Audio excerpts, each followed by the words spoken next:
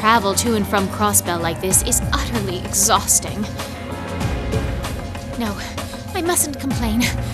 I'm doing this for the sake of my lord. She sounds awfully familiar. Who goes there? Wait, you're the Ashen Knight's pilot.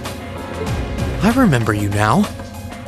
You're with Ouroboros, Duvali the Swift, right? Have you no shame? Is it perhaps normal for you to barge into a lady's room unannounced? You and that Arseid are only as bad as each other, I swear! Learn your place! Actually, I just walked through the door normally. I should have probably knocked before I came in, though. Sorry about that.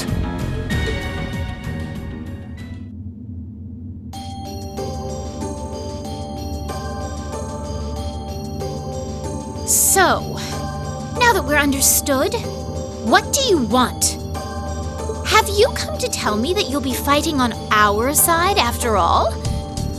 Can you not jump to conclusions? Besides, it's not like you're working with the Alliance because you agree with what they're doing. Oh, naturally. Lady Clotilde seems to have a purpose of her own, but for my part, I have no obligation to help the Alliance whatsoever. I'm simply cooperating because I was told doing so was necessary to the plan. Plan? I'm not sure what she's getting at. Just so we're clear, that lord you keep mentioning isn't Vita Clotilde, is it? No. She may be an Anguis like her, but my lord is the 7th, not the 2nd. She is the leader of the Stahlritter, the great light which guides us. Gallant yet beautiful, proud yet merciful. She's the strongest knight of all, and oh, she's simply divine. Well, you've made it clear how great you think she is. So the head of the Stahlritter is also a woman? She certainly is. And if you must know, 100 swordsmen of your strength couldn't hope to equal her. No, 1,000, even 10,000 of you wouldn't be able to so much as scratch her. Okay, I get it. She's strong. Still, if she's a woman who could be described as the strongest knight of all, Laura already noticed the similarity between the Eisenritter and Stahlritter, but she really does sound like Saint Sandlot. I see I've got you thinking. Incidentally, I may have already mentioned her title, but one can never share my lord's glory too many times. She's known as the Steel Maiden. The Steel Maiden, huh? And with that, I believe that's enough idle chatter. If you didn't come to tell me that you'll be fighting on our side, then we remain enemies. As such, we shouldn't be standing here being friendly with one another. Yeah, I suppose you're right. Sorry for bothering you. Actually, there was one more thing I wanted to ask. You're not an enforcer like Blue Blanc or Sharon, right? Is there any reason for that? You just had to ask. Enforcers are selected by the Society's leader, the Grandmaster.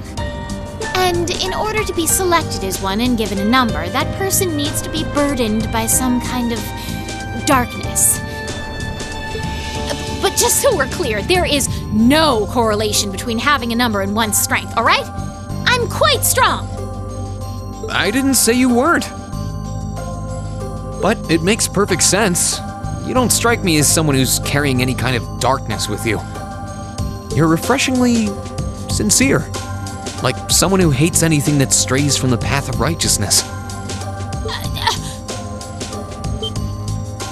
I'll thank you not to spout such nauseating drivel in my presence. Now get the hell out of my room!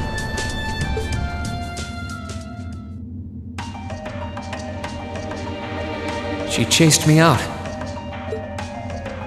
I'm really curious about the Steel Maiden. Could she really have some connection with the Lance Maiden?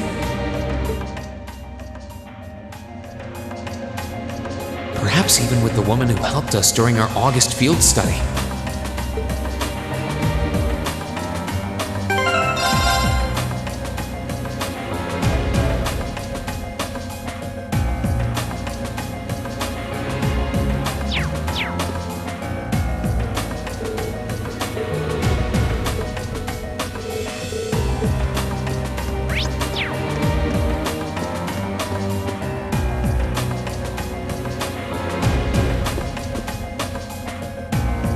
I can sense someone inside.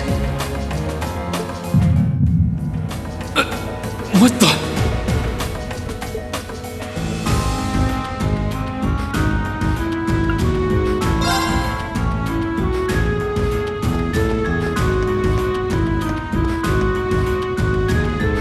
I wonder who's in here. We got a visitor? Come on in. Excuse me.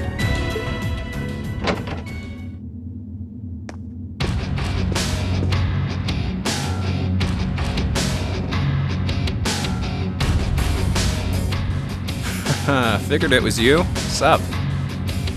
Have a seat. Bourbon? I suppose not.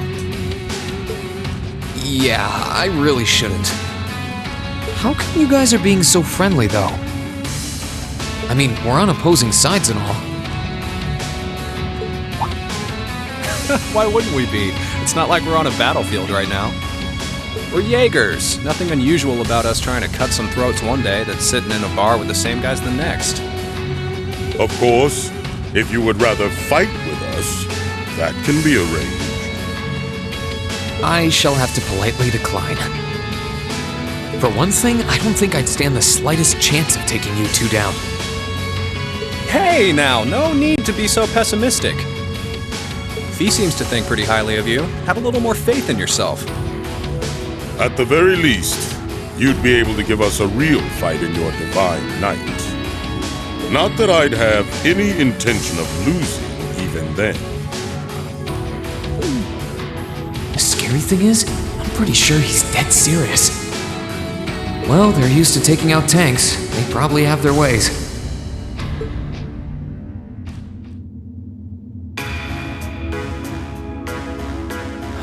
Oh yeah? Ranking 72nd for the year in an academy full of big shot students ain't half bad. Brings a tear to my eye to see our little Fee putting her heart into her education. And don't forget, she was the youngest of her classmates, too. The boss was right when he said that she can do anything she puts her mind to. You got that right. Maybe joining the gardening club will make her a bit more ladylike, too. Oh, who am I kidding? She's still young. She has plenty of time to develop on that front if she so pleases. They really seem to adore her, like two proud parents talking about their child. And yet... If you don't mind me asking, why did you leave Fee behind? After your boss was killed in a battle with his sworn enemy, I mean.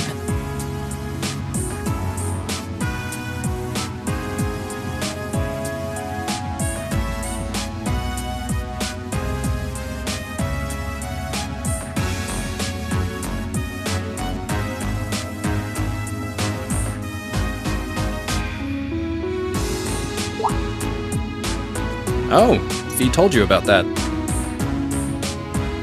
It sounds like you're closer to her than I thought you were. I trust this is simply me being paranoid. But you haven't tried making any moves on her, have you? No, of course not. I wouldn't dream of it. I just want to know why you'd abandon her when she obviously means so much to the two of you. She thought of you all like family. Why did you leave her all alone? Well...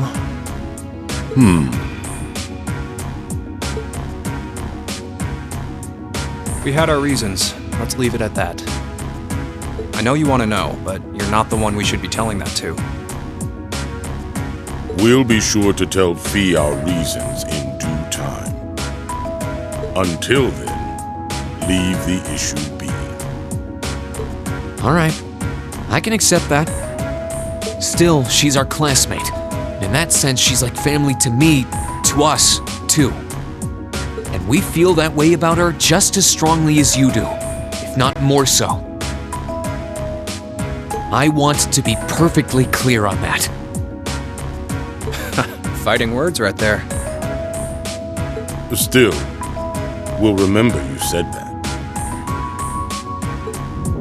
Returning to the matter at hand, you're sure you haven't tried to make any moves on her? Come on, spit it out. They really are like two overprotective fathers.